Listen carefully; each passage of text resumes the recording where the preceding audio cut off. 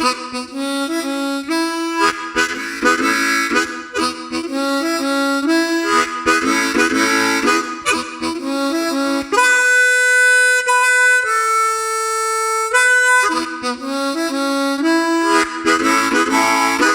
back to the Turn on the Music podcast. This is episode 3 for season 2.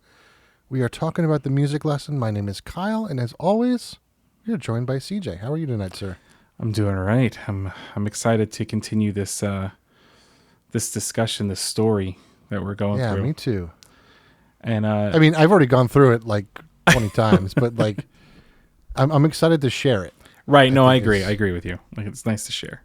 So, and this is chapter 3, but in the book it's called Measure 3. Right. This is measure 3, which is articulation and duration. Yes. But before we begin, like we Yes. typically do, are you listening to anything different, anything new, on some of the same kick that you've been on for a while? Same kick for the most part. Doing the Punch Brothers album still. Nice. And of course, the Nickel Creek Celebrants I've been listening to a lot lately. Very cool. Yeah, I like that a lot. In fact, I was listening to it just this afternoon. It was a rough day. So I came home and just sat outside and read the book, and then came back inside and listened to Celebrants. So, how are you? What are you listening to? I've been a little all over the place. So, I listened to Celebrants. Mm-hmm. The weather's been really warm here, so I've had my windows open while driving. So I've listened to Robert Randolph on the Family Band because I feel like that's a cool one to play. Yeah. Some Punch Brothers. I did listen to the album at work once. Cool. And I've been sharing music with my coworker Carmen, and we've been listening to. What did we do? One day we did Sarah Watkins. We listened to Sarah Watkins. Nice. Today yesterday she chose Dire Straits. Okay. Which is cool. And then we listened to Joan Osborne today. Oh, nice. Yeah, so a nice group, a change. We're having fun with that. We're trying to pick out songs we like, but yeah, so it's been cool because like at work we've been busy, but it's cool to be able to like listen to some music. So we pop in a headphone, share it through Apple Music, and we kind of listen. So it's been cool, and she's playing stuff that I typically don't listen to, so it's nice to kind of get that variety in my ear as well. Yeah, for sure. So yeah, kind of like same things, just I'm not sitting on one thing. I'm playing multiple things. Yeah, and then I've been listening to the audiobook of this. Cool. Very cool. To kind of get it back in my head. Yeah. And how are things going with you week-wise? Everything good? Yeah, besides locking myself out of the car. Fantastic. Nice. Yeah. How's the new desk going? You have a new little setup there? The desk is nice. It's very wide. I'm not used to so much space, so I'm trying to utilize it the best way without cluttering it up. Mm-hmm. Picked up a new monitor. I definitely went with that ultra wide that you have, and I really like it. I think it's like last year's model, but it's still fantastic for what I need it for. Cool. So I have a third monitor sitting on my desk that I need to put an arm on. I have the arm. I just got to put it all together. Gotcha. And I think I'm going to connect the Raspberry Pi to it. Nice. I kind of want to set up a calendar that pulls all my calendars in one place. Mm-hmm. So when I come into the room, if I'm doing work, I can have the calendar on the monitor at all times off the Raspberry Pi. I just check out DACboard. I'm sorry? DACboard. DAKBOARD. DACboard. And you can use that through Raspberry Pi. Yep, I have that running in my kitchen. I think that's what I'm going to do, and it links up with Google Calendar and Google Photos, so you can put photos in the background, and it overlays your calendar on top of that. Oh, nice. Yeah, so that's awesome, because that's something I'll probably... Because I like having that up. Just if I'm doing work, it's nice to kind of just see everything the way it needs to be. So that's good. And that's it. So cleaning up as I go along, now that everything's set up. Cable managing. Cool. Slowly. Nice. But very nice. Yeah, so it's good. I feel like it's finally come together. Good. Yeah. So, that's good. How about you? Because I know we moved some things around. Have you made any more changes? A little bit tonight because when you left, it was basically live stream setup. Yes. And I really haven't set up like the old recording setup yet. Sure. I mean, we did the recording, but like I didn't have a webcam plugged in to the computer. Oh, 'Cause okay, I had them okay. on the other, I've got two webcams, but I was trying to use both webcams on the other computer. So I was scrambling to get a webcam, and then I've got a potential surprise for this episode later on. So if it works, I was setting up other stuff to make things happen. So when we Interesting. get to that part of the book, we'll get there. So. Oh, okay. Whatever. Yeah. Uh-huh. So that all being said, Yes.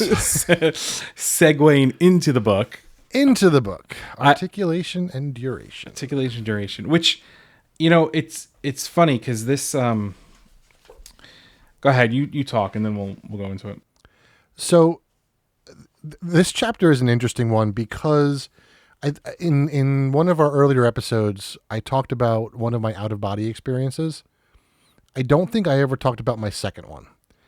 And my second one happened after I read this chapter years ago. So I was singing with a church choir, and I was focusing on one of the things, and I'm sure we'll get to it at some point, but at one point Michael says, that you need to imagine the life of every note. And this was a much shorter out of body thing that happened. It was only about 3 or 4 seconds. But when I started listening to, or recognizing that each note had like a birth and like a midlife crisis and then a death, something changed in the way I heard the music for a few seconds. And it was almost, what I heard was not the choir singing. It was it was people singing, but it was not the choir that normally sang. It was a different group of people. And like everything was perfectly in tune, and it was just a different style. I don't know how to explain it, but it was that's what happened. I don't know why it happened, and it's like one of those things where like you try to get it back, and we'll get to this part in the meditation chapter measure, whatever, where Victor's working on meditation and Michael says, don't try. Oh, it's with the rock. That's what it was. Don't try harder, try easy. Right. I could never get it back. And, the more I tried, the less I did it. So, but I that's one of the things I like about this chapter is that memory of that, whatever it was. I don't even know what it was at this point. So, well, I mean, and like you said, the chapter's weird because of how he goes about telling this whole thing of articulation and duration and essence of an element for music. yeah. And it's funny because reading this chapter made me realize that I don't meditate anymore like I used to. And I don't either. And I want to actually, because now this room is set up, even though it's not a meditation room, but it's set up in such a way that I can utilize the elements in here to meditate in the office. So I think I'm going to start doing that. And even if it's for 10, 15 minutes, whatever the case may be, just to get back into that sense of breathing and focusing on one thing versus allowing my head to race and my anxiety take over and whatever else you want to call it. Right. It's it's funny because we were talking. It was last month. I had a meeting, and what they want to do at work is these things called lunch and learn. So once a month we get together and we teach something.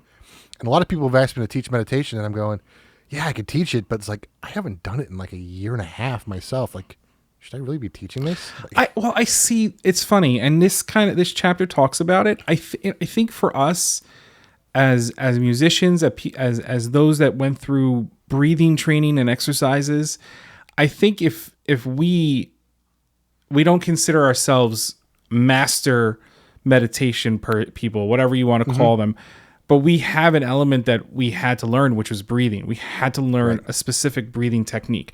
We learned to breathe diaphragmatically, where most people, when they learn to breathe with their upper chest. And that whole story about how our lungs are pear-shaped, and when you breathe, take a deep breath from your upper chest, you're actually not getting a deep enough breath, because you're not filling up your full entire lung. And when I go to the doctors, whatever, and they're like, take a deep breath, like I'm taking a full-on deep breath, bottom, like I'm not like, like I'm like, it takes a while because like, all right, take another deep breath. So even though you haven't been doing it, I still think you have practices that you can honestly bring. like the way I teach meditation has nothing to do with diaphragmatic breathing at all. Right.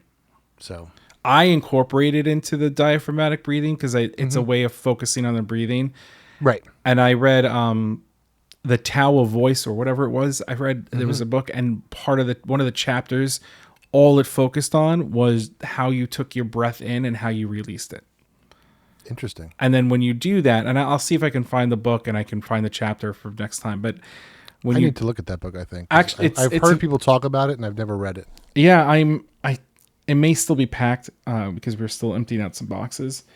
But if I get it, I'll send you a picture of it. But the idea is that there's like at least a chapter just on how you focus on your breathing.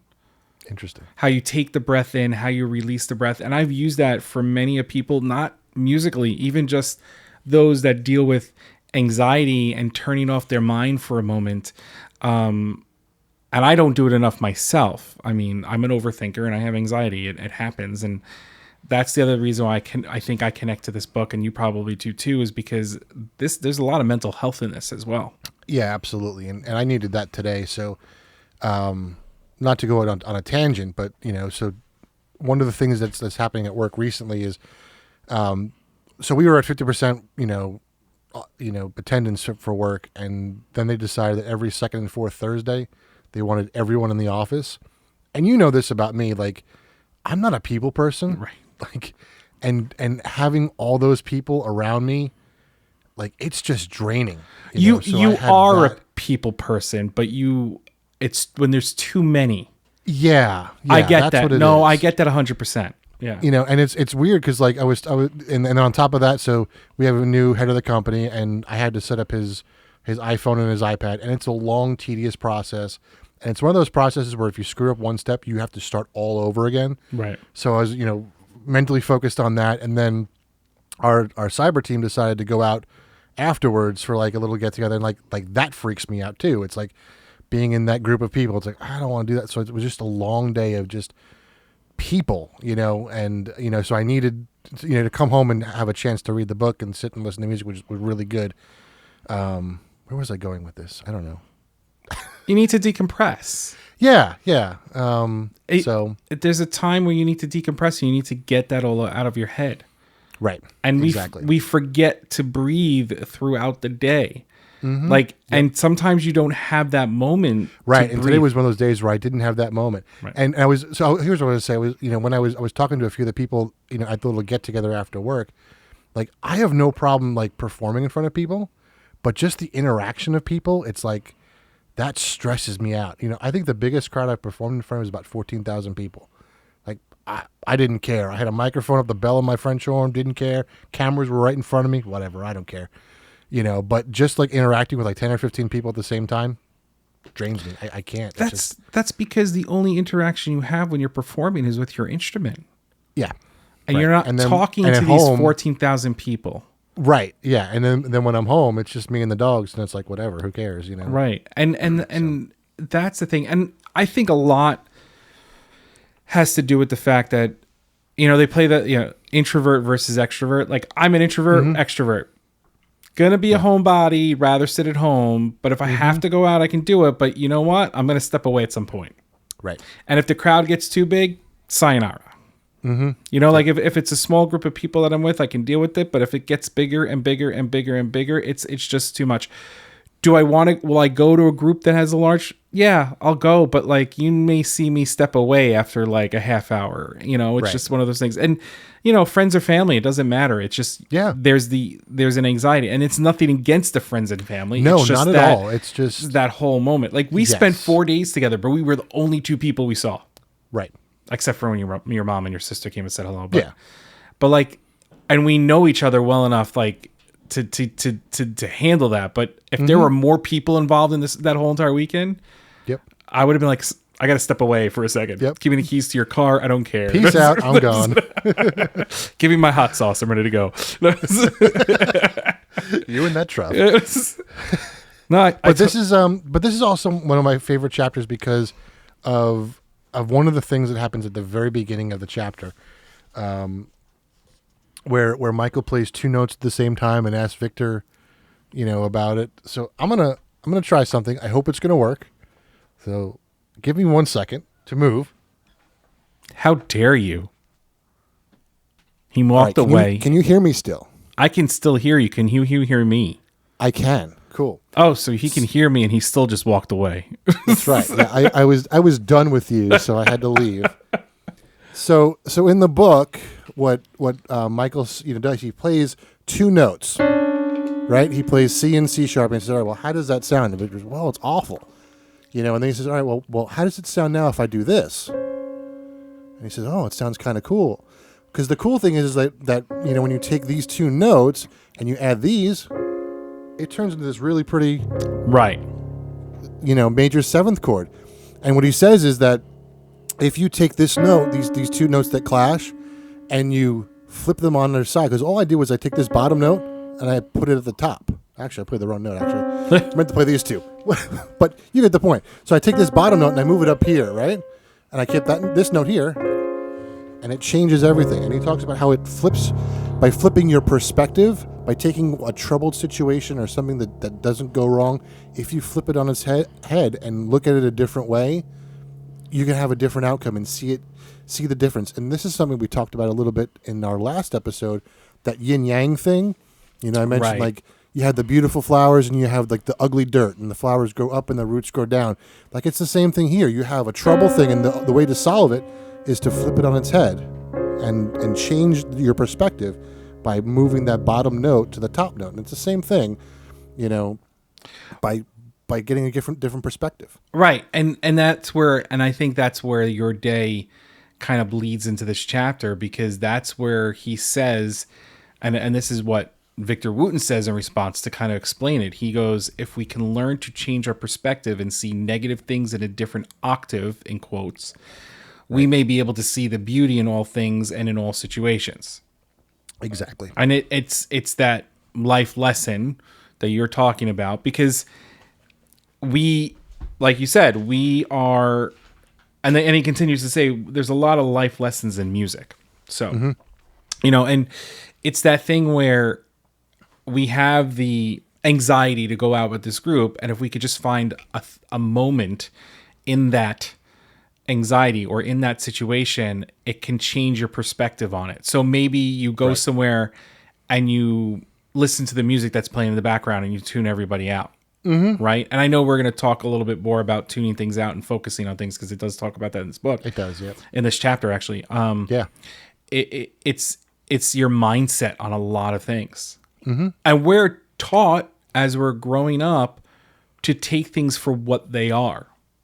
Right. We're not taught to look at them differently.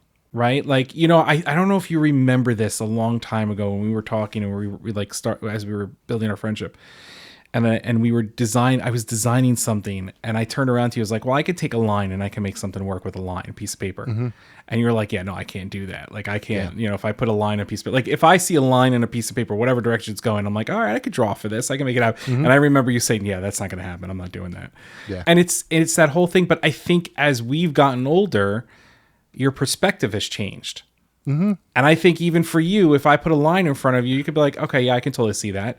Yeah. You may relate it to music. You may relate it to something else. You may relate it to cooking because you enjoy cooking and barbecue. There's these things, and that's that quote stood out to me. So I think it's great that you actually played it and did it that way. That's awesome. Yeah.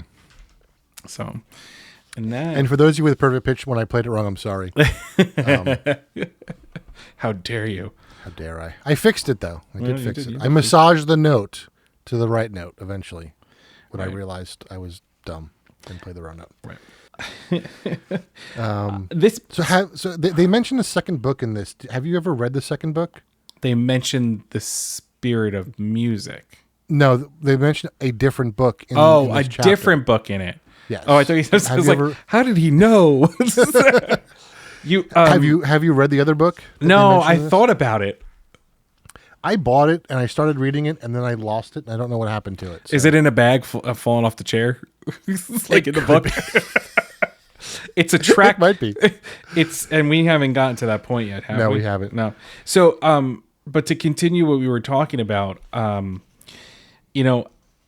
he explains that whole thing at the bottom, he goes, all situations and all people contain beauty, but it is up to us to see it. When we don't see it, our immediate response is to blame, then change our outer thing rather than change our perspective or our octave, which is what we were talking about. And I think this is a very profound chapter.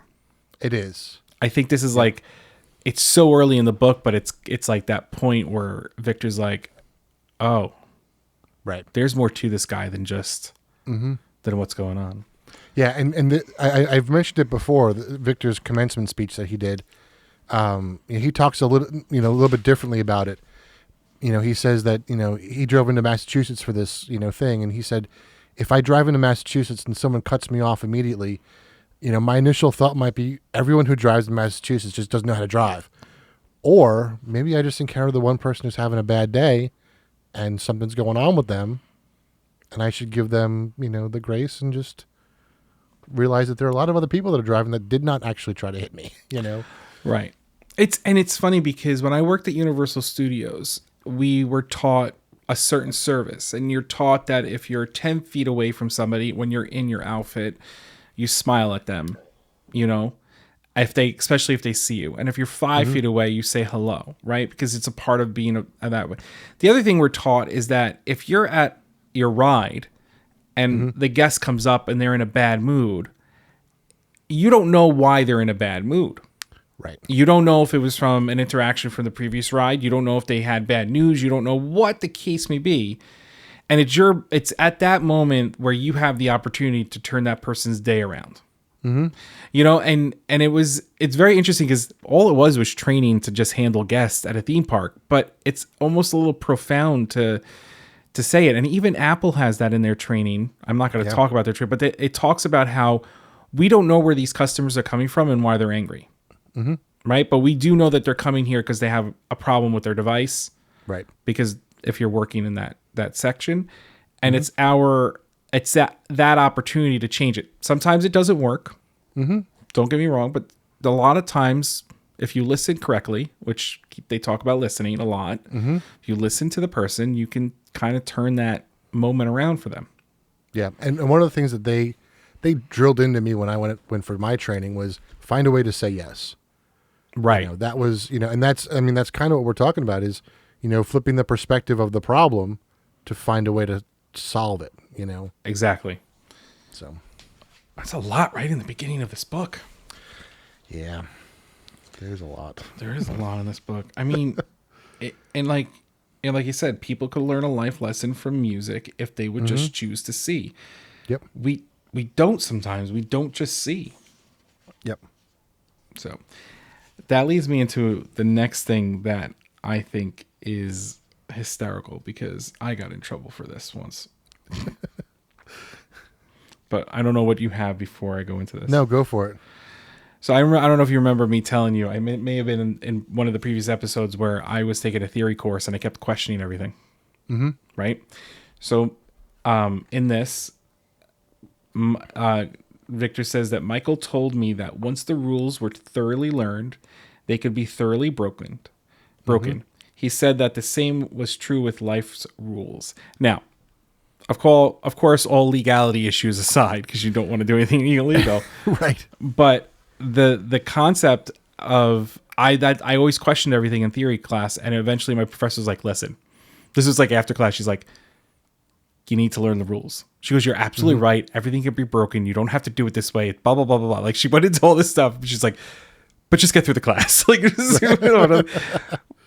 but it's one of those things. But she wasn't like upset that I was asking questions because she said that I was asking good questions in relation to everything.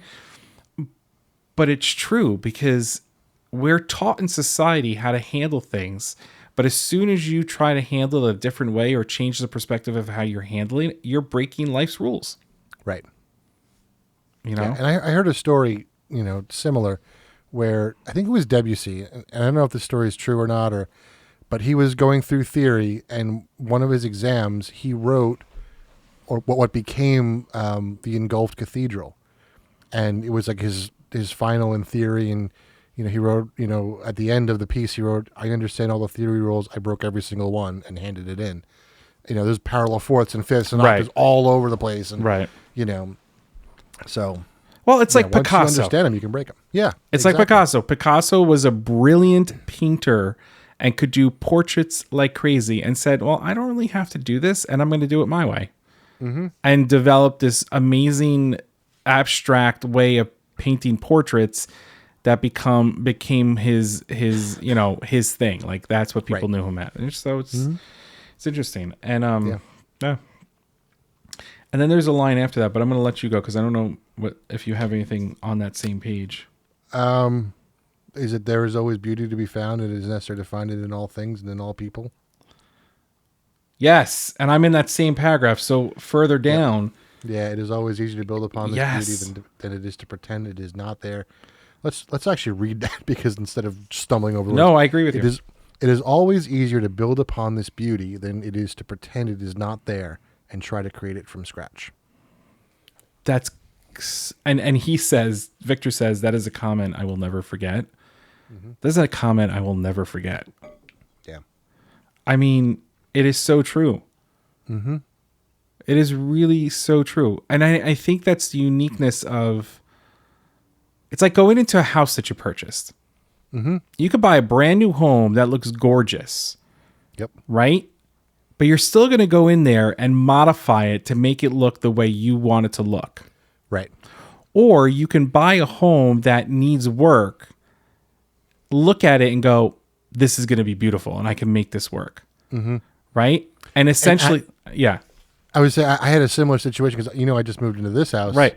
About a year ago. Is it a year? Yeah, I think it's a year. And, I remember sitting here the first night I moved in, and I was sitting in my bedroom going, this room is like half the size of my other bedroom. The bathroom is like a third of the size. The kitchen's way too small. The living room's smaller.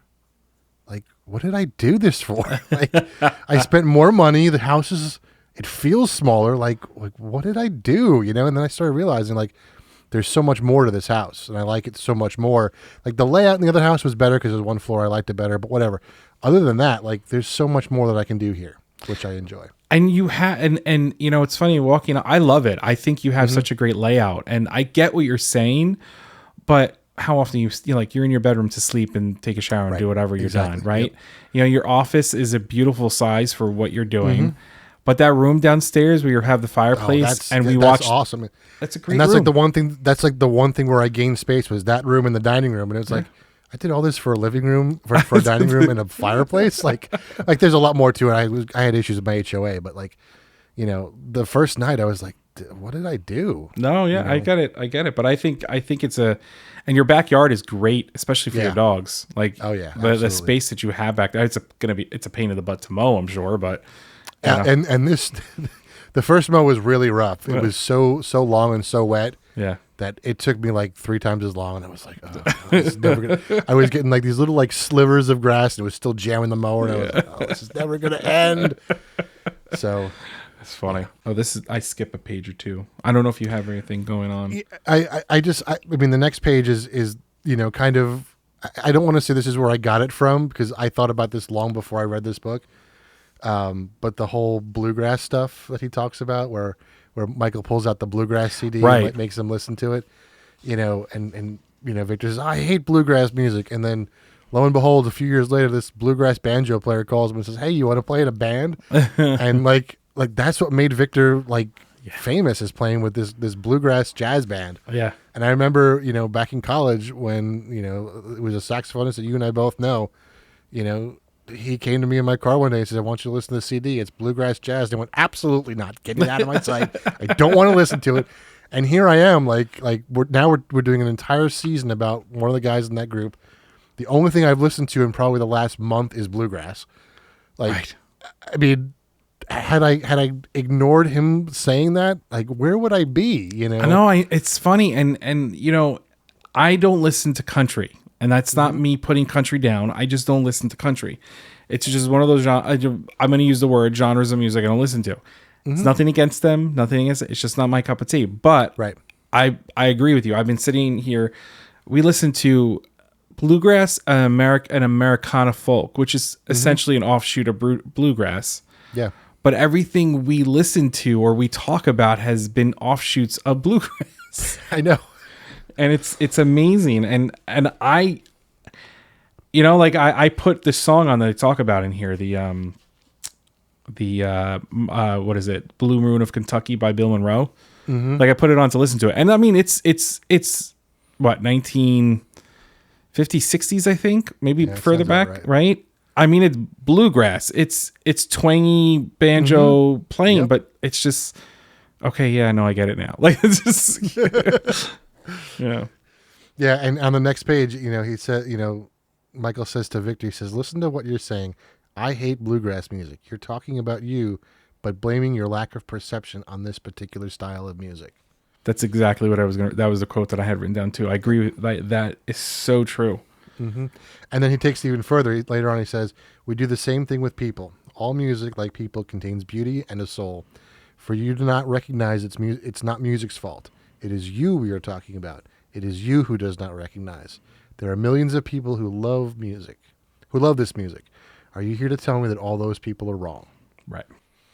And I think, I mean, that goes back to, you know, what's going on in the world. You know, there are so many people who think it's just about them, and they're not realizing that there are like other people and there are different ways to look at things. And well, it's everything's perception. Right. Exactly. Like, you know, meeting somebody new, you always get your first take on the person, right? I've been told by many people that I read people very well. So my first impression is usually pretty much the correct impression. Yep. But as I've gotten older, you know, I don't want to live by that. You know, I don't want to go by first impressions. So, you know, I met somebody new the other day and I had this impression that they were like this or they were a little fake or whatever. And then as I got to talk to them, they're nice, they're a good person, you know, and it could have been their anxiety of the first time meeting people. It could have been whatever the case may have been. And, you know, and that could have been the reason why it felt that way. And, and then as you get to know the person, you're like, okay, my first impression was wrong, you know, and if I get to know and my first impression is correct, fine. That's what it is, you know, like but it's true. It's all perception. Yeah. It's funny because I had a similar situation just recently. I was mentioning that the guy started at work, and, you know, he's the head of our company now. And, you know, so I met him to set up his laptop a couple of days ago. And one of my friends asked me, oh, so what is he like? So I gave him my description. And today he actually gave a presentation, and I walked over. I said, was I right? She goes, yep, absolutely, 100%. So I was like, all right, cool. And I had only met him for like 45 seconds or so. Right. And I was able to form like that. And then he spoke for an hour, and then. Well, and I think that's part of what makes certain things difficult for us when we go out into groups, because we see the people for who they really are. Right. We can see past what their facade is, in a sense. Yeah. And because some people put it up, some people will walls up. It is what it is. But we have a tendency to see past that. And we, as friends, and we have other friends of the same way that can see past that. And it makes for sometimes it makes for a great situation because you get to know the person differently. But sometimes it makes for a little difficult or uncomfortable situation because you're just like, this is not feeling right to me. Yeah. And Ron Mikesell and I talked about this during our lessons, you know, he one day he just said to me, he said, you read energy really, really well. Right. He said, you're not seeing the person, you're reading their energy. Yep. You're forming your impression based on what you're reading in their energy. And I was like, yeah, it's probably true. It's true. So you and I are very similar. And it's funny because we've never really talked about this stuff until we started doing the podcast. And we both learned over the year and a half that we're very similar in that sense. Right. Which is part of the reason why we get along so well and beat each other up at the same time. Exactly. And so you read that, which is exactly because I was going to bring up perception is everything, which we talked about. And then I think this leads into the life of the notes. Yeah. Which I think is such a crazy thing. Yep. And so he states, did I highlight this or did I miss it?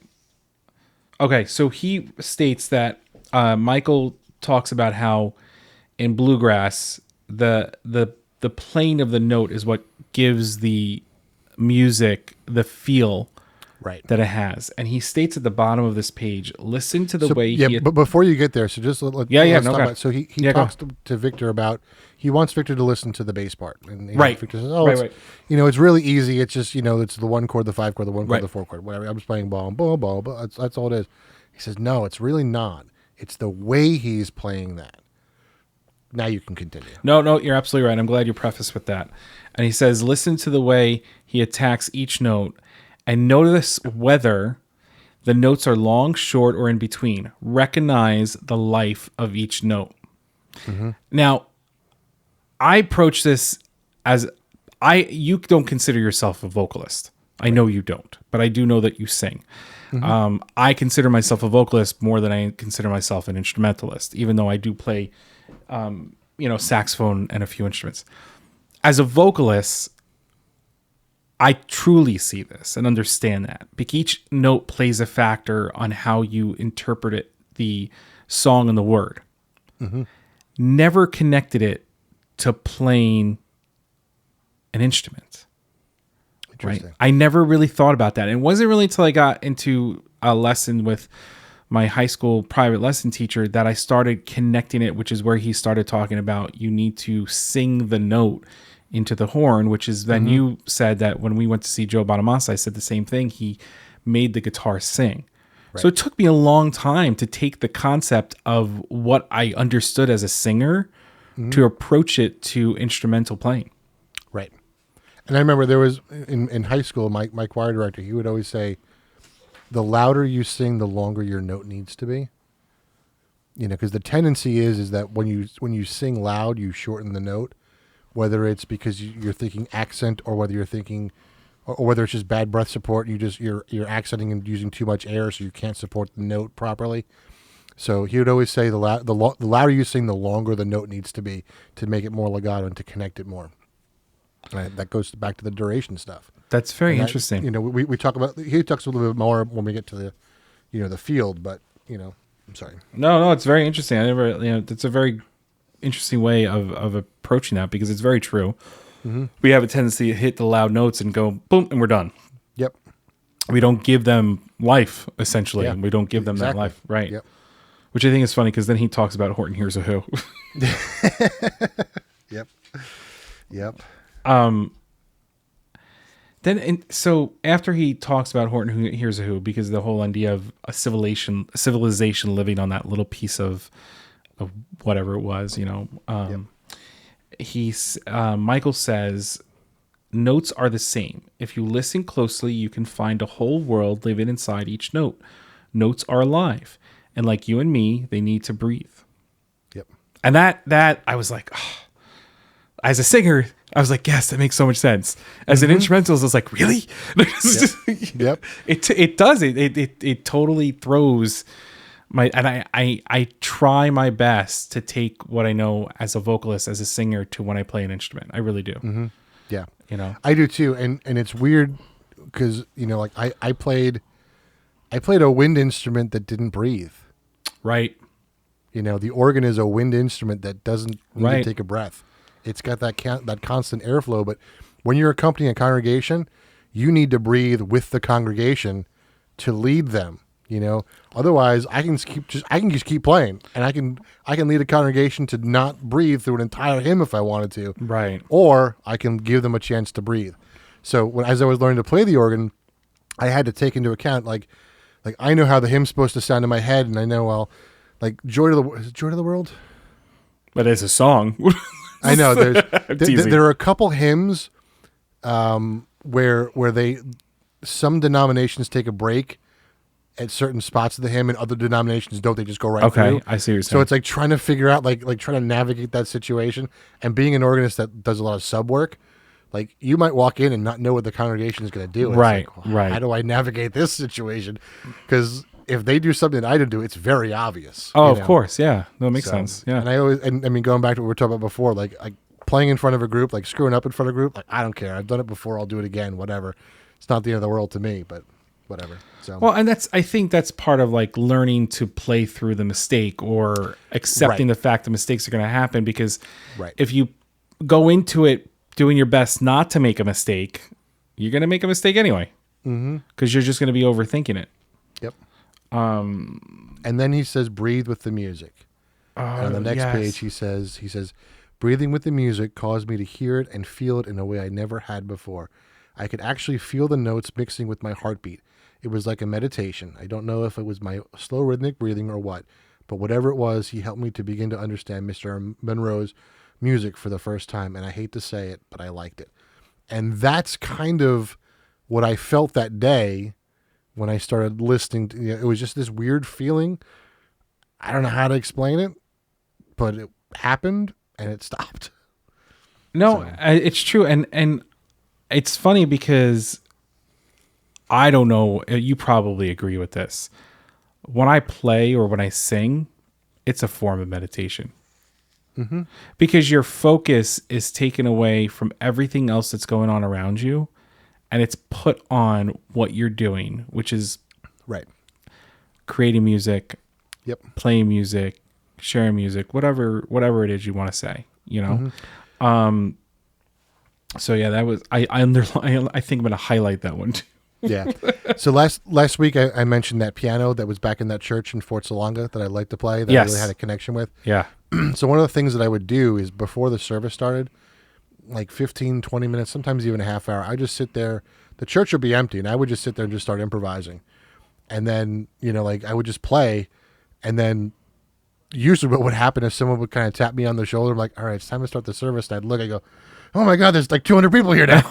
They weren't here when I started. I just get lost in that, having the conversation with the instrument and just playing and just, not knowing what's going to come out. And so you get into what he says, the groove, mm-hmm. and you zone out to that groove and you just go. And it doesn't matter what's going on around you environmentally because you're there. Mm-hmm. Yeah. Yep.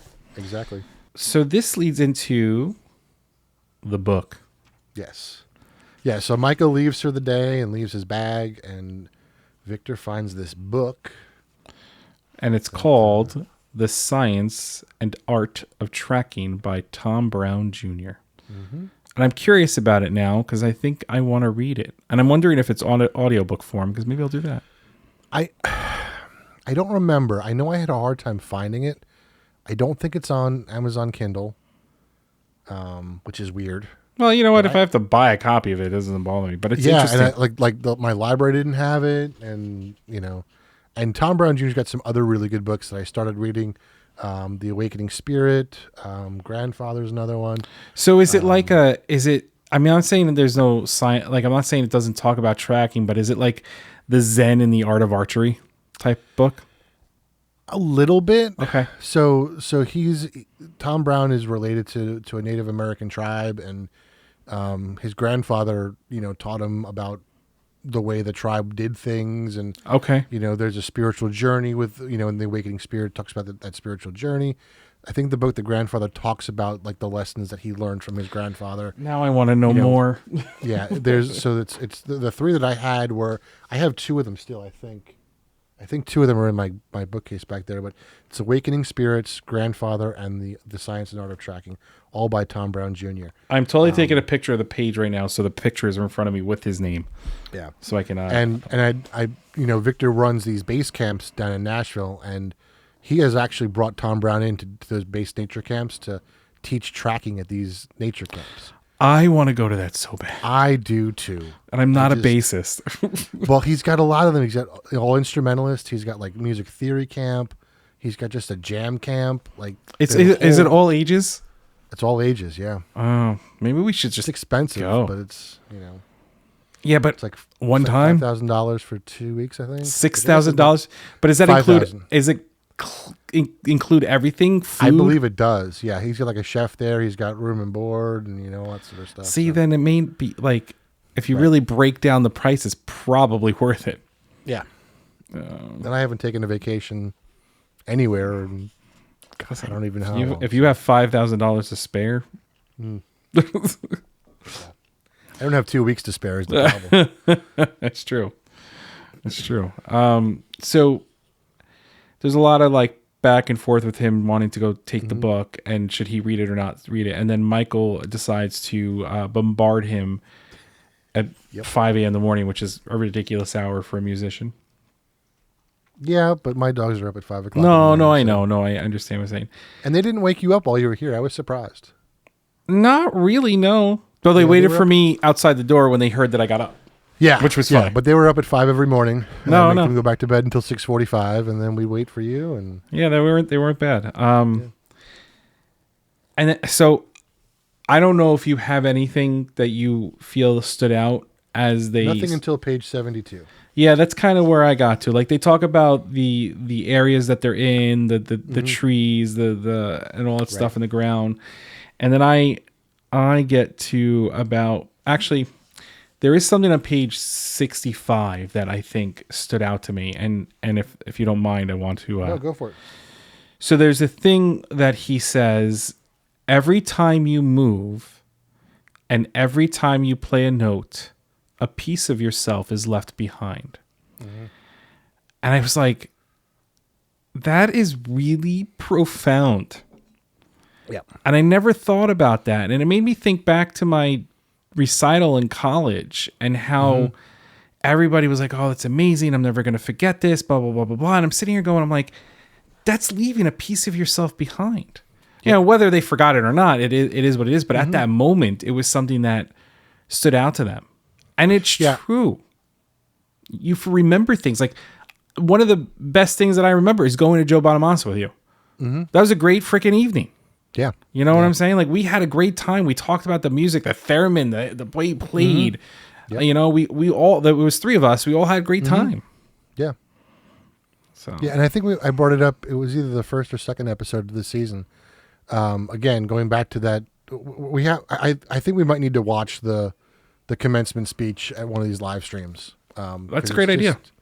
You know, it's really good. But he says, that everything is a vibration, and once something starts vibrating, it never stops. So anything that you do, whether it be a thought, a phrase that you say, anything you do is a vibration, and it never stops vibrating. So it's always there. So it makes you think, are you putting the right vibrations into the world? Right. You know? And I know for me, that was something that I always tried to work on internally to put the right vibrations out into the world. So there's one more thing on that page I do want to read, and then we can jump ahead, because then, like you said, it's kind of gets... He says, the tracker can tell what the creator of the tracks was thinking, feeling, doing, and more. A good musician should be able to do the same.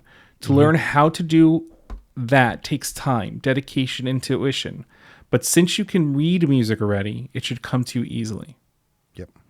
And it's very true, because part of what we learned going through our studies is how do you interpret this? So even though it's written a certain way on the page, or the words are a certain way or whatever, we're still going to interpret it a certain way. We may follow some of the guidance and the directions that are there, but we're still going to interpret these phrases differently. Yep. Yeah. And that's one of the reasons that I liked accompanying Rachel so much. You know, it was just easy to accompany her because I knew what she was going to do, whether she knew it or not. And I know she'll say that she didn't know it, but she told me what she was going to do musically, and I just did what she told me to do. So, well, it's like you talked about Harry Connick Jr. and how this was, I think, on a live show. You talked about how he was playing for like a daytime show, and the people were clapping on 1 and 3. Yep, and he jumped into a measure of 5 to get them to clap on 2 and 4. Yep. And it's funny because not maybe a few days ago, I was scrolling through social media and that video came up, and someone actually, closed captioned it and marked when he did all this stuff. It was probably a George Collier video. And I'm sitting here going, I remember you talking about it and going, I didn't see it, and now that I heard it, I'm like, that's just impressive, and that's that same idea. It's right. I know you said you jumped to 72. I have one thing on 70. Go for it. So, they were talking about how the animals and stuff like that, and Michael goes, what we can't see but know is there is usually called what? And Victor says, spirit. Exactly. Spirit, the sensed but unseen. Music is the same. Can you see music? No.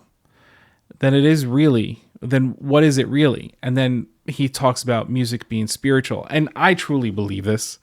I mean, you believe this. I know you believe this as well. I think music is spiritual. I think there's more to it. And I know we joke that this is like our Bible, but the more I read this, the more I realize that this is kind of like how I see things and how I want to be seen and how I want to see things. Yep. And then that goes forward, and Yeah, no, so that's all that. So that is what I wanted to share on that page. So music is spiritual. Yeah. Yep. So that jumps me to 72. So I'm wondering where you go with this. The line is, music is a doorway allowing one to peek into one person's spirit, into a person's spirit. Yes, that's exactly. I underlined the exact same. And I can tell you that I learn more about people by performing with them than I do by talking to them. 100%. Because the energy. Because you read energy so well, they're performing and they're using that energy to put that music out there. Yep. And I didn't realize this until my father passed away in high school. So I sang in the choir for a full year. And then the start of the next year, it was September when he passed. And the amount of people that called me that I had never talked to, barely knew their name just to make sure I was okay. Like it was a cool thing, but it was just that because we had performed together. It's just what we did, it was just a big family. It was kind of cool. Well, you build that, like when my grandfather passed away, my first grandfather passed away when he passed away young for our family. He was the opera singer. He sang in the Met for 40 years. There were people coming to his funeral, to his wake. They're like, I never met him in person, but because I performed with groups that knew him, I had to come here and pay my respects. Because you build this community and everything like that. And that was one of the things that I took out of his passing and hearing that, was trying to make an impact and be impactful in people's lives, where you put that vibration out that want to come back. And it's really funny because I was like, am I ever going to do this? Am I ever going to see this or ever know this or feel this? And I worked at Universal for 1 year, and they knew me as CJ down there, as you know me as CJ on here. And I still don't know you as CJ on here. No, just and you're still Chris and no, Luna, and he goes, and I go down to visit, and I'm sitting with some people. And they're like, oh, you're the CJ I heard about. Oh my goodness, so great to meet you. I've heard so many. And I'm sitting here going, really? Like, it was such a weird thing to happen, to know that I impacted someone's life that I never met before. Right. And it was like, okay, so maybe I am doing something right. Maybe I am putting the right vibrations out there. So that's exactly what happened, is you put that right vibrations out there. So even though you don't speak to these people or haven't spoken to these people, the fact that they know your vibration, your vibration shifted, and they're like, we got to check in. Yep. Like, how crazy is that? Do you have more on that page? Because I have stuff on 73 that I like to share. I have stuff on 73 too, so I just did one. You go for it. No, go. No, you. I was talking a lot before that. That's what I'm saying. Go. The last thing I have is this line: beauty is invisible, individual, and intangible. Interesting, isn't it? It is something you know, yet technically it is not there. How can this be? Like music, it lives inside you, and you impress its qualities on whatever you choose. That is exactly what I had underlined. The only thing I have different is just above it, which led into that, says beauty is something you experience, not something you prove.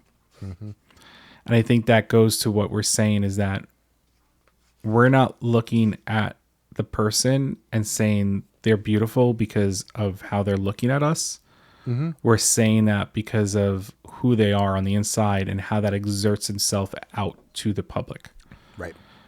And that line that you said, I actually wrote this because I know you're writing in your book and I'm writing in my book as well, but I know no one's going to see this, but I'm showing you, like, I'm writing stuff in this book, which I don't know if you remember me having. Yep, and like those 3 words, I wrote invisible, individual, intangible. I was like, that is a huge, like, thing. Yep. So and I mean, it goes on to say, beauty is truth, truth, beauty. That is easily understandable. It's true. Yep. It's very, very true. And I did grab on the last page of this chapter, because they were in this place, they were standing around these rocks that were put there by Native Americans, however many years ago. And they say, if this place is beautiful and beauty is invisible, then what is this place? A spiritual place. Yep. And thank you. Now we can go. Right. And I'm sitting here going, I'm like, that's so true. So if that's the case, you can make a spiritual place anywhere. Yep. Anywhere. This chapter, even though it didn't feel like it, was, like you said, a very impactful chapter. Yep. Or measure, I should say. I mean, just to go back to what you just said, I mean, not to get religious, but one of the quotes in the Bible that I've heard a lot through my life is a quote that goes, "Where one and two are gathered, God Himself is there." Meaning, like, you don't need to be in a church, you don't need to be, it's about you and your connection. So, and I have to say, for someone who probably read through the Bible once in my life and not really read it, but just kind of skimmed through it. Right. That line, that wording, that phrase, whatever you want to call it, came out of it, stuck with me. And then I had a pastor say that to me, a pastor of a church who needs to bring a congregation in order to make a living out of working at this church. He said that to me. And then, like, multiple people have said that to me. And it's so true. I whatever your belief is, if two or more of you have that belief, whether ever it be Mother Nature, whether it be God, whatever it may be, it's there. Right. It's there. And I think that's what makes music so amazing, because as a soloist,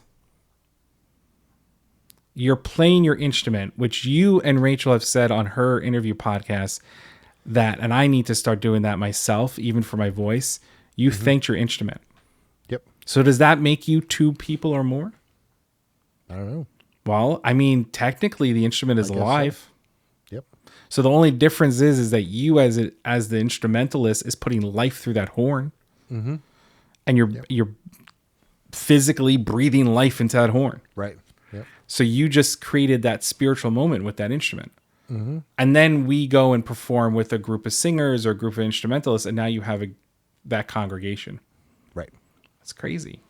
This book is just, I can't. I'm probably going to read through this book, read through the next one, and then I'm going to probably read them again. And I think I'm going to just mark a point in every year and just be like, read these books. Yeah. As a reminder. It's just it's so well put together. And I look forward to going into chapter 4 and sharing that next week. Yep. Or the week after, wherever we are, whatever. Whatever. Measure 4. It's just coming after measure 3. Technique. So, yeah. So, this was a good one. I think they're just gonna get better. Yeah. Because it's just gonna all come together.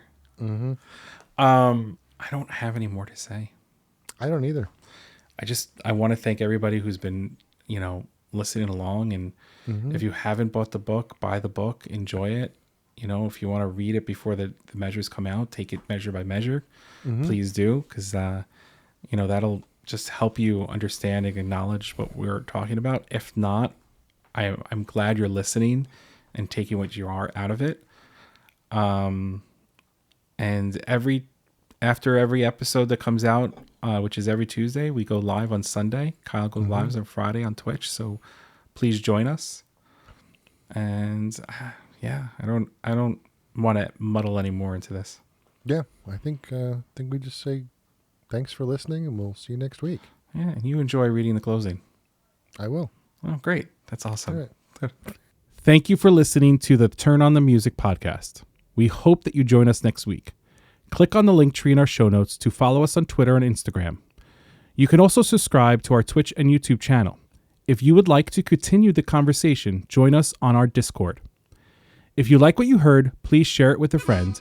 And if you really want to help us promote the show, head over to Apple Podcast or the podcast service of your choice and give us a 5-star rating. Remember, always share the music. Thank you.